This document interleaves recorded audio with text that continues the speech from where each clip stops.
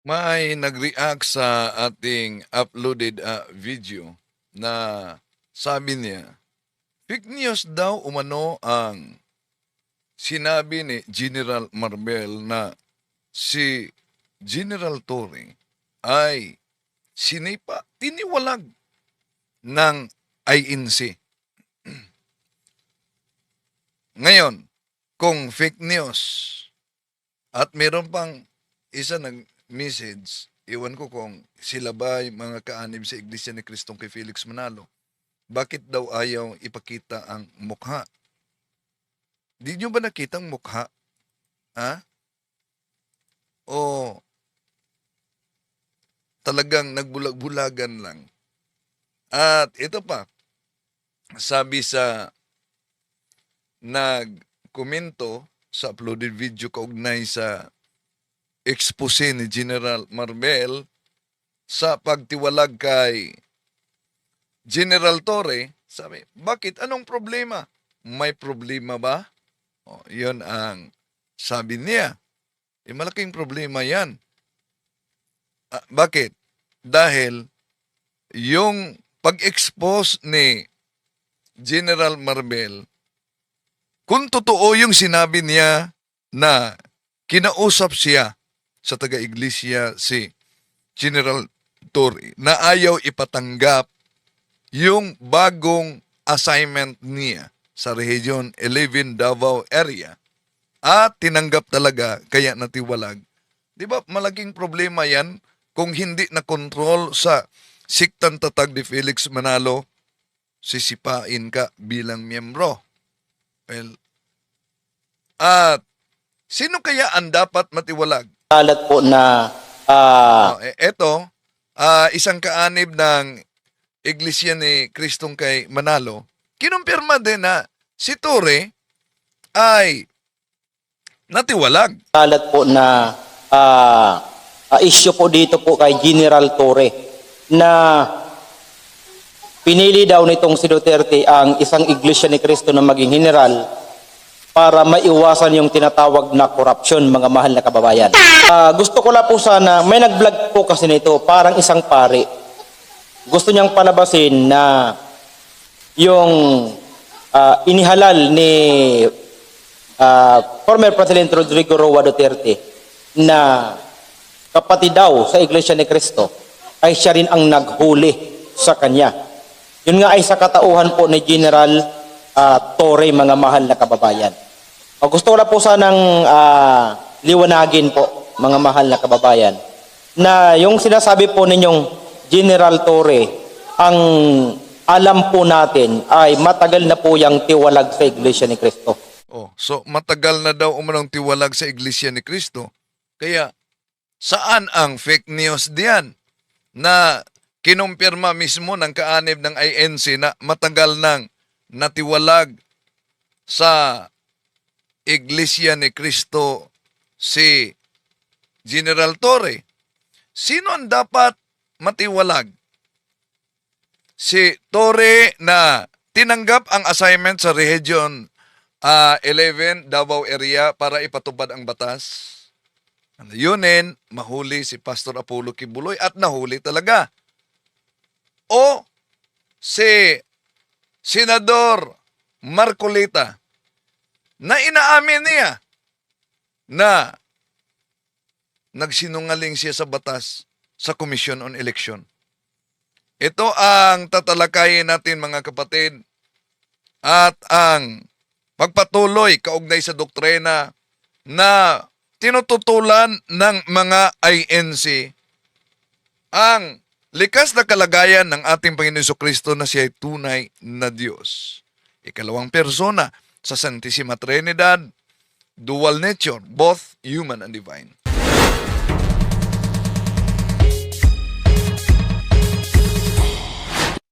Kumusta? Welcome. Ito ang inyong lingkod, Brad Wendell Talibong, muli makasama ninyo sa ating live streaming at inya natin ang ating mga suking taga-subaybay. Huwag kalimutang pindutin ang like sa ating live at huwag din kalimutang mag-subscribe sa mga bago pa lang at pindutin ang bell button para updated kayo mag-comment at i-share ninyo. Sa inyong comment, pwede ninyo na ilagay kung saan kayo nakabase ngayon, no? Para alam natin kung saan nakaabot ang bidyong ito. Sa katanungan, para sa inyo, sino ang dapat matiwalag? Si General Torre na tinanggap ang kanyang assignment para madistino sa Region 11 Davao area, ang layunin para ipatupad ang warrant of arrest kay Kibuloy o itong si Marcoleta na ang laking tarpulin ginawa ni Kibuloy, kasama sila noong panahong eleksyon sa halalan, na inamin niya dito, siya nagsinungaling sa kanyang susi dahil nagkukontrahan ang salin niya. At kaugnay sa sinabing fake news daw ang inilabas na ulat, fake news daw na natiwalag, hindi yan fake news dahil kinumpirma naman talaga sa kaanib ng INC. Kalat po na issue po dito po kay General Torre na pinili daw nitong si Duterte ang isang Iglesia ni Cristo na maging general para maiwasan yung tinatawag na korupsyon, mga mahal na kababayan. Gusto ko lang po sana, may nag-vlog po kasi nito, parang isang pari. Gusto niyang palabasin na yung inihalal ni former President Rodrigo Roa Duterte na kapatid daw sa Iglesia ni Cristo ay siya rin ang naghuli sa kanya. Yun nga ay sa katauhan po ni General Torre, mga mahal na kababayan. Gusto ko lang po sanang liwanagin po, mga mahal na kababayan, na yung sinasabi po ninyong General Torre, ang alam po natin ay matagal na po yung tiwalag sa Iglesia ni Cristo. Hindi fake news, kundi kinumpirma kahit walang opisyal na pahayag ang INC sa kanyang tagapagsalita kaugnay dito, pero kinumpirma na si General Torre ay tiwalag na sa INC. Bakit? Ayaw ipatanggap umano ang bagong assignment niya sa Region 11. Yun ang pahayag ni General Marbel noon. At sinusuportahan din ito ng INC TV matapos nag-viral yung galit na mga kaanib ni Pastor Kibuloy noong pumasok na si General Torre sa compound na may nagsisigawan, "General Torre, iglesia ka pa naman. Yun ba ang turo ni Manalo sa inyo?" In Jesus' name ka, Torre! In Jesus' name ka! In Jesus' name ka! Iglesia ka pa naman. Ganyan ba tinuturo sa inyo, Manalo? Iglesia ka pa naman. Yan. Galit na galit talaga ang mga kaanib ni Pastor Apollo Kibuloy. Iglesia ka pa naman. Yun ba ang turo? At nag-viral ito, kaya nag-react ang mga anchor person sa INC TV at nilinaw nila na si General Torre di na umanong kaanib ng INC. Ang aligasyon nila dyan, laban kay General Torre. Ay, yan. Kita-kita, viral naman to sa social media. Oo. Sinasabi po na, General Torre, tama na yan. Tigil nyo na yan. Huwag na kayo, Iglesia ni Cristo ka pa naman. Diba?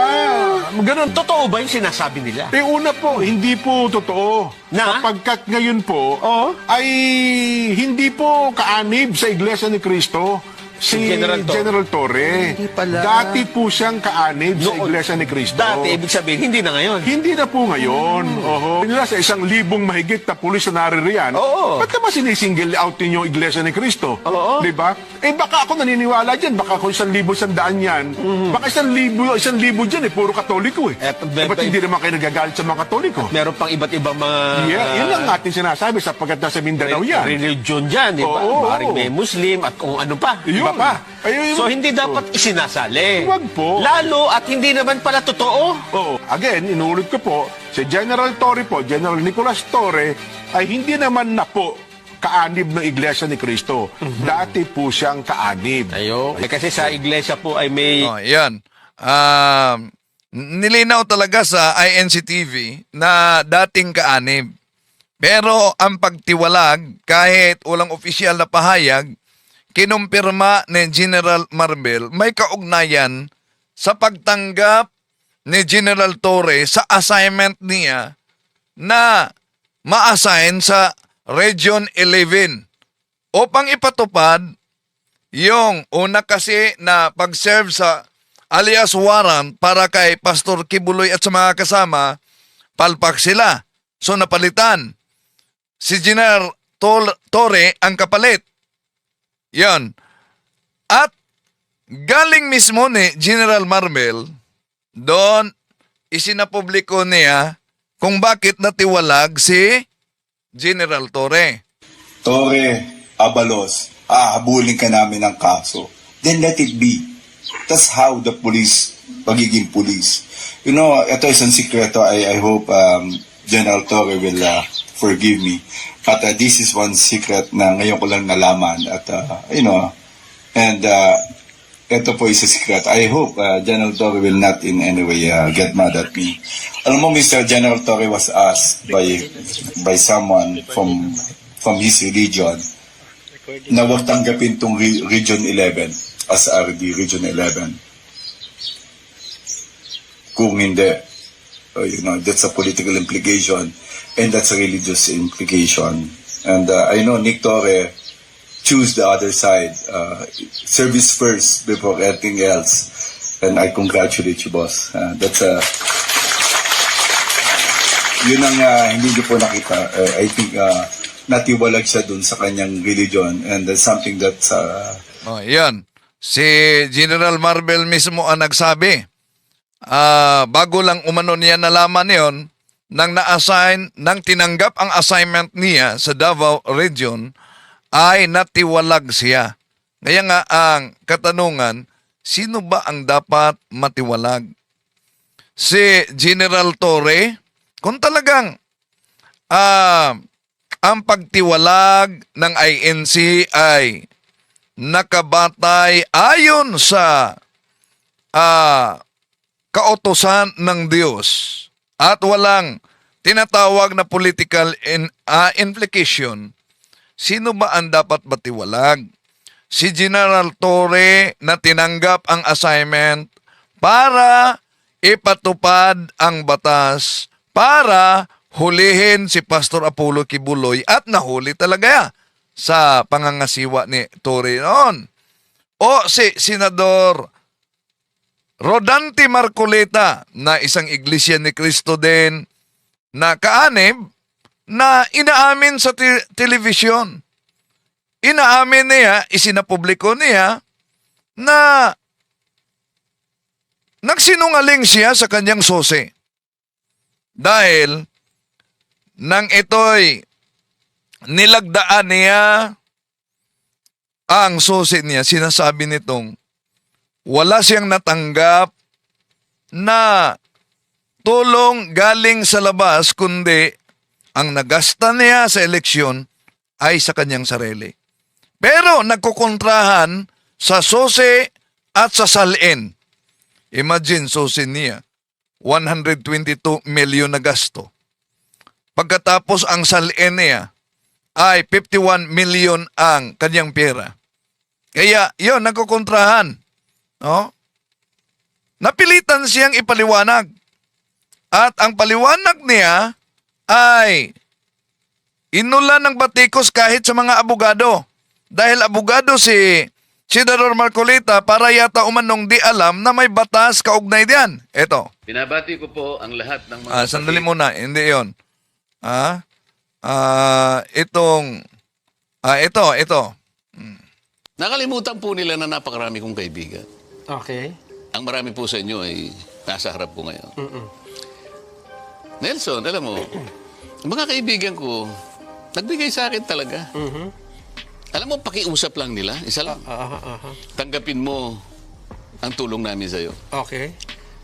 Congressman ako noon, Kong. Kami po ay naniniwala na karapat dapat kang makarating sa Senado. Tanggapin mo ang lagang to. Marami sila. Isa lang ang kanilang pakiusap sa Ano akin. po yun? Sana wag mo na kaming i-disclose ang identity. Yan, nakiusap ang mga tumutulong sa kanya, kaya may mga katanungan, di kaya pati na ang kontraktor na Vizcaya ang tumutulong, yung Vizcaya, no, tumutulong sa kanya, di kaya kahit si Iranio Manalo o si Eduardo Manalo, ang kasalukuyan ngayong tagapangasiwa, tumutulong sa kanyang pagtakbo. Bakit ayaw niyang isa publiko? Dahil nakiusap daw. Sa napakaraming mga reasons. Maaaring halimbawa, yung kumpanya niya ay baka makita ng administrasyon. No? Tinulungan mo si So, yun ang reason na hindi niya isinapubliko dahil baka yung kumpanya niya makita sa administrasyon. Nakalimutan siguro ni Senador Marcolita, abogado siya, na nung tumakbo siya sa eleksyon, nasa line-up siya ni BBM Sara. So nasa administrasyon siya. Bakit matakot na isa publiko kung sino ang tumulong sa pagtakbo niya? Tuloy natin. baka ipitin. O baka ipitin daw.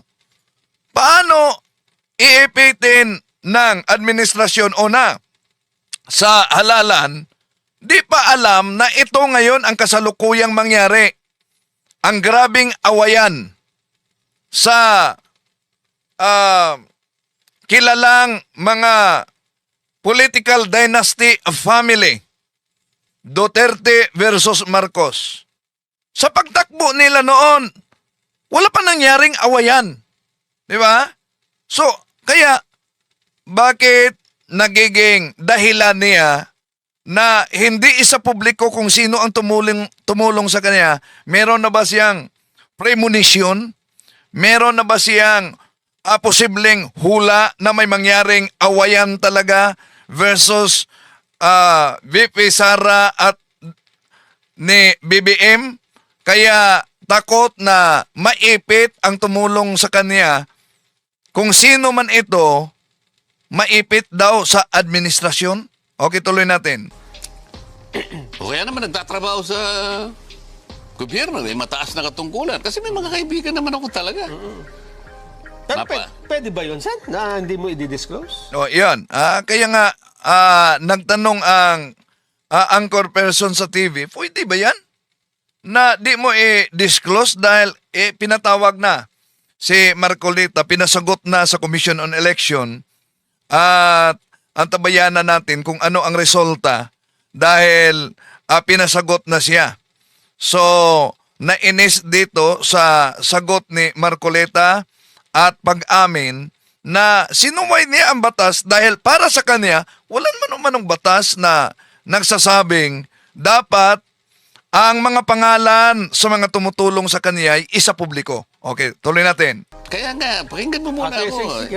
Nililid down ko yung predicate Di ba? Excited ka talaga Excited ako kasi Oh. nakapuntos na Okay, Oo. ito lang ang kanilang pakiusap.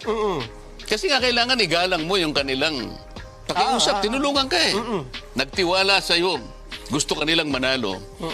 Karapat dapat ka sa Senado. Okay. Ang pakiusap ko lang, halos ganun na sarili. Huwag mo nang disclose ang identity ko. Okay. Okay.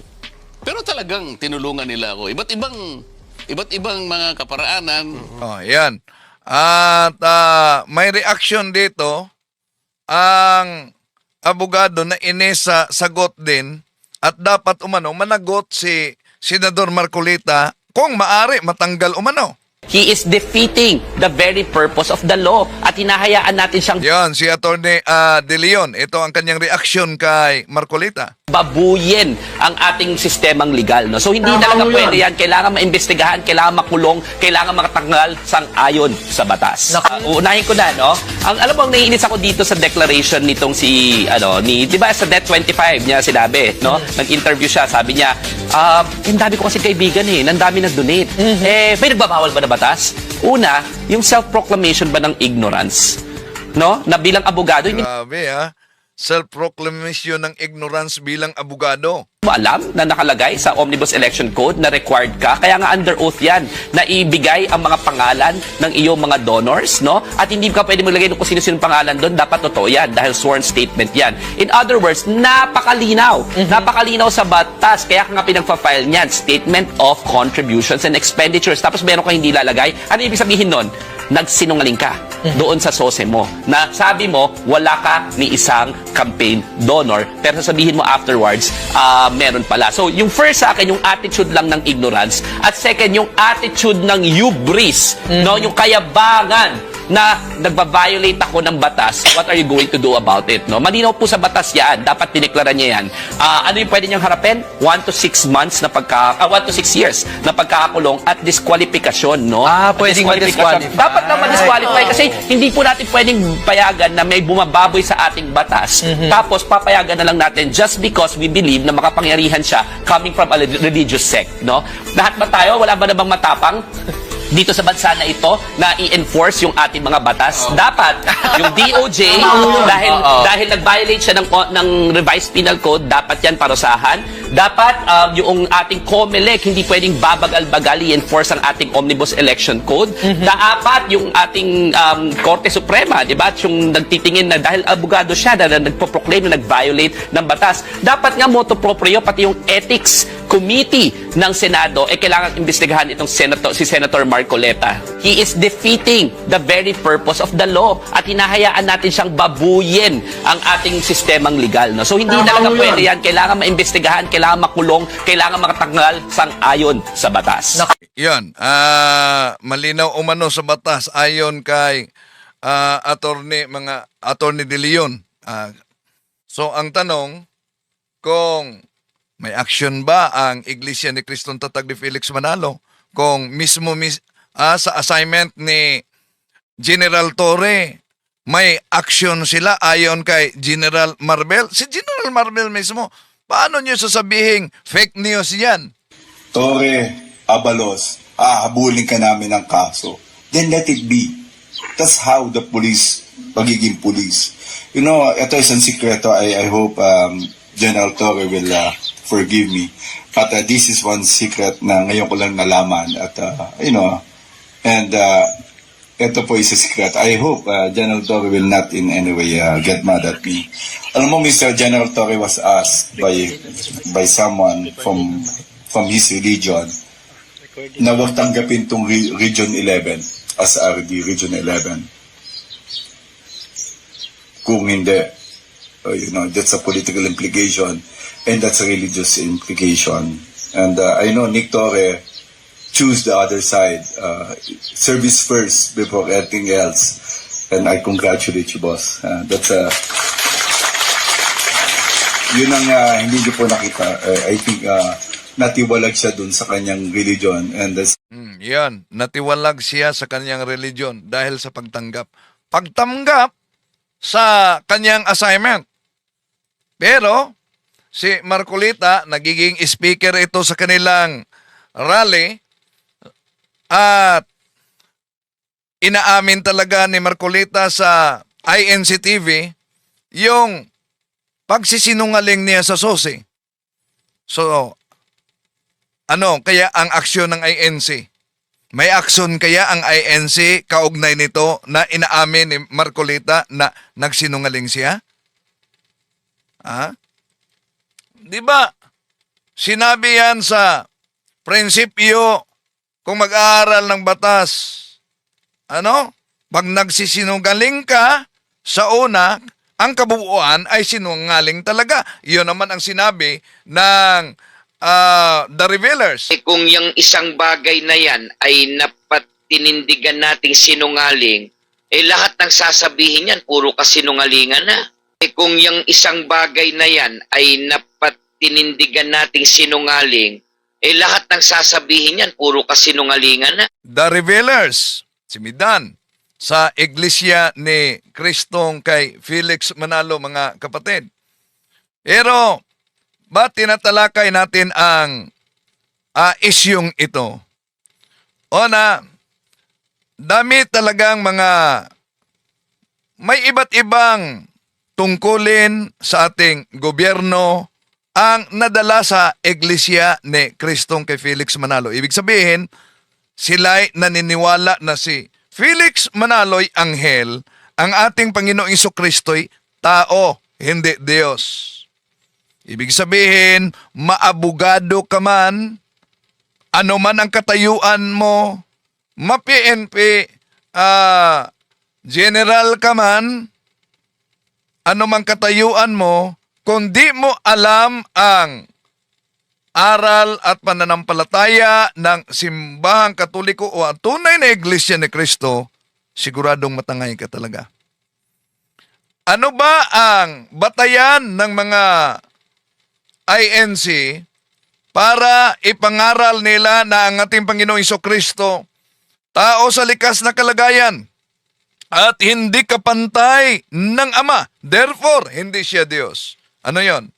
Ang kanilang batayan, isa na diyan ang ang Juan Kapitulo 17:1-3. Kaya nga, may nagkomento at sabi niya sa kanyang komento dito, ito ang nakasulat sa unang Timoteo. Kasi, Isang tanong pa, sandali. Ito ang mabasa. For there is one God and one mediator between God and men, the man Jesus Christ. Ginamit pa niya New Standard Version, pero ang mabasa diyan, Juan Kapitulo 17:1. Unang Timoteo 2:5 yan. O unang Timoteo 2:5. At ito ang tinatalakay ng mga ministro sa kanilang pagpangaral. Bakit ang ating Panginoon Jesucristo ay tao sa likas na kalagayan, hindi Diyos at hindi kapantay sa Ama? Isang tanong pa, kapatid na Arnel, paano ninyo patutunayan na si Kristo ay tao at hindi kapantay ng Diyos? Ang ating Panginoong Jesucristo ay ginawang isang tagapamagitan sa tao at saka sa Diyos. Sa unang Timoteo 2:5. Yan. Unang Timoteo 2:5 na ginagamit nila na talata para patunayan na hindi kapantay ang ating Panginoong Jesucristo. Siya ay tao sa likas na kalagayan. Kung gagamitin natin ang kanilang salin din na ginagamit, itong unang Timoteo Kapitulo 2, versikulo 5, Contemporary English Version, there is only one God, and Christ Jesus is the only one who can bring us to God. Jesus was truly human, and He gave Himself to rescue all of us. O, see? Anong sabi diyan? Jesus was truly human. Siya ay tunay na tao.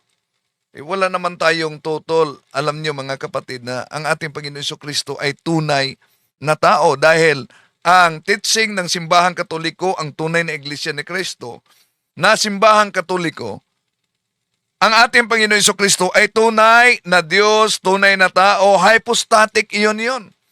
Ang unang Timoteo Kapitulo 2, versikulo 5 mga kapatid na nagsasabing, for there is one God, and there is one mediator between God and men, the man Jesus Christ. Ito hindi nangangahulugang hindi Diyos sa likas na kalagayan ng ating Panginoon Jesucristo. Siya ay tunay na tao at tunay na Diyos. So, ang talatang ito mga kapatid ay tumutukoy sa pagiging tungkulin ng ating Panginoong Jesucristo sa tagapamamagitan ng pagkasundo by virtue of His divine and human natures and His anointing sacrifice. Pero kadalasan ginagamit ito nila, lalo na ang contemporary English version. Pero bakit iniiwasan nila? Ang nakasulat sa contemporary English version, lalo na sa Philippians chapter 2 verse 6, iniiwasan talaga ito. Bakit? Ito kasi ang nakasulat, mga mahal na kapatid. Christ was truly God, but He did not remain equal with God. Oh. So, ibig sabihin, ginagamit nila ang salin na contemporary English version, madalas siyang gamitin ng mga ministro ng INC, mga kapatid, para kontrahin ang pagiging Diyos ng ating Panginoong Heso Kristo. Kinukontra nila. At para suportahan na ang ating Panginoong Heso Kristo ay tunay na tao, kaya ginagamit nila ang unang Timoteo Kapitulo 2 versikulo 5 sa contemporary English version. Christ Jesus is the only one mediator who can bring us to God. Jesus was truly human. Wala naman tayong tutol na ang ating Panginoon Jesucristo ay tunay na tao dahil hypostatic union siya, both human and divine. So, sa talatang yan mga kapatid, na tumutukoy sa pagiging tao ng ating Panginoon Jesucristo, tunay na tao, pero kung ituloy natin, meron palang nagpatunay din. Sa talata, lalo na sa salin ng Biblia, ang contemporary English version, ang Philippians chapter 2 verse 6, na ang ating Panginoong Hesukristo ay tunay na Diyos. Maliban na siya ay tunay na tao, dual nature siya, siya ay tunay na Diyos na nabasa natin sa salin na ginagamit nila. So, bilang tao, tagapamagitan. Sa pamamagitan niya, mapapasundo ang mga tao sa Diyos. Dahil kung tingnan natin ang Kolosas Kapitulo 1, versikulo 20, ito mabasa natin, at sa pamamagitan ng anak, niloob ng Diyos na ang lahat ng bagay, maging sa langit o sa lupa, ay ipagkasundo sa Kanya sa pamamagitan ang kapayapaan, sa pamamagitan ng dugo ng Kanyang anak na inaalay sa cross. Kolosas Kapitulo 1, versikulo 20, mga kapatid. Ngayon, kung hindi Diyos ang taong tagapamagitan na si Kristo, paanong maipagkasundo sa Diyos sa pamamagitan ni Kristo ang lahat ng mga bagay na nilikha sa pamamagitan niya? Ibaba lang natin, mga kapatid. Ibaba lang natin ang pagbasa mula sa tingnan natin sa 15 at 17.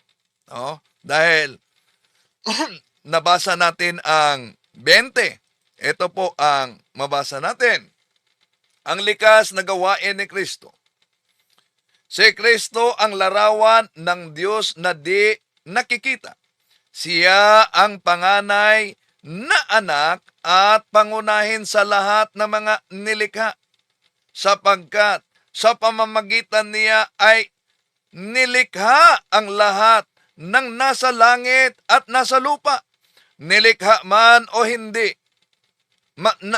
nakikita man o hindi, pati ang mga espiritual na kapangyarihan, paghahari, pamamahala at pamumuno, ang lahat ay nilikha ng Diyos sa pamamagitan niya at para sa Kaniya. Siya ang una sa lahat, at ang buong San Sinukod ay nananatiling nasa kaayusan sa pamamagitan niya. So, napakalinaw ang nakasulat sa Kolosas Kapitulo 1, versikulo 17, 15. Na kung tingnan natin, nilikha ang lahat ng mga bagay sa pamamagitan ng ating Panginoon Jesucristo. Si Kristo ang tumutukoy diyan, tinutukoy diyan. Dahil kung ipatuloy natin ang pagbasa sa talatang 15, diyan makita natin mga kapatid na tumutukoy talaga sa ating Panginoon Jesucristo. Pero ang pinakapunto diyan ay ang pagiging manlilikha. Ang pagiging manlilikha, alam natin, yon ay katangian ng Diyos. No? Diyos lang ang makapaglikha. Sa Genesis Kapitulo 1, versikulo 1, in the beginning, God created heaven and earth. Nilikha ng Diyos sa simula ang langit at ang lupa. Kaya kung tingnan natin sa Bagong Tipan sa Ephesians chapter 3 verse 9, from ages past, in God who created all things. So kaya, bilang taong tagapamagitan mga kapatid, paano niya mapag-ayos, paano niya mapagkasundo ang lahat ng mga bagay sa pamamagitan niya kung hindi Diyos ang naglikha sa lahat ng mga bagay na iyon. Ha?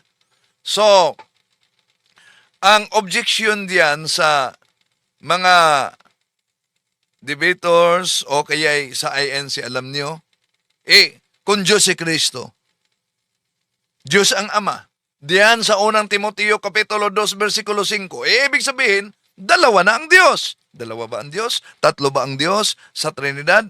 Hindi. May iisang Diyos sa tatlong magkaibang persona. Yun ang Santissima Trinidad. At ipagpatuloy natin yan, mga kapatid, mamaya sa ating live, lahat ng mga talata na ginagamit nila. So, kaya nga, ang nalatag natin na batay sa sinabi ni General Marvel, ang dahilan kung bakit natiwalag si General Torre ay Torre, Abalos, hahabulin ka namin ng kaso. Then let it be. That's how the police, pagiging police. You know, ito isang sikreto. I hope General Torre will forgive me. But this is one secret na ngayon ko lang nalaman. At, and ito po is a secret. I hope General Torre will not in any way get mad at me. Alam mo, Mr. General Torre was asked by someone from his religion na huwag tanggapin itong Region 11 as RD, Region 11. Kung hindi, that's a political implication and that's a religious implication. And I know Nick Torre choose the other side. Service first before anything else. And I congratulate you, boss. That's yun ang hindi niyo po nakita. I think natiwalag siya dun sa kanyang religion. And so natiwalag siya sa kanyang religion. Kaya yung nagsabing si Dante Baltasar, fake news yan. Hindi yan fake news. Bakit?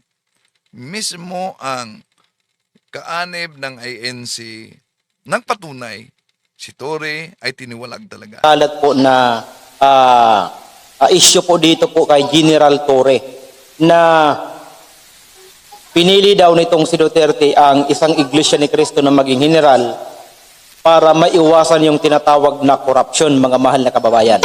Gusto ko lang po sana, may nag-vlog po kasi nito, parang isang pari. Gusto niyang palabasin na yung inihalal ni former President Rodrigo Roa Duterte na kapatid daw sa Iglesia ni Cristo ay siya rin ang naghuli sa kanya. Yun nga ay sa katauhan po ni General Torre, mga mahal na kababayan. Gusto ko lang po sanang liwanagin po, mga mahal na kababayan, na yung sinasabi po ninyong General Torre, ang alam po natin ay matagal na po yung tiwalag sa Iglesia ni Cristo. Kaya yung sinabing fake news, ngayon narinig nyo na, galing mismo sa taga-INC, tiniwalag si Torre. Pero kung tiniwalag si Torre, kaya nga, sino ang dapat matiwalag? Si Torre na tinanggap ang assignment para ipatupad ang batas?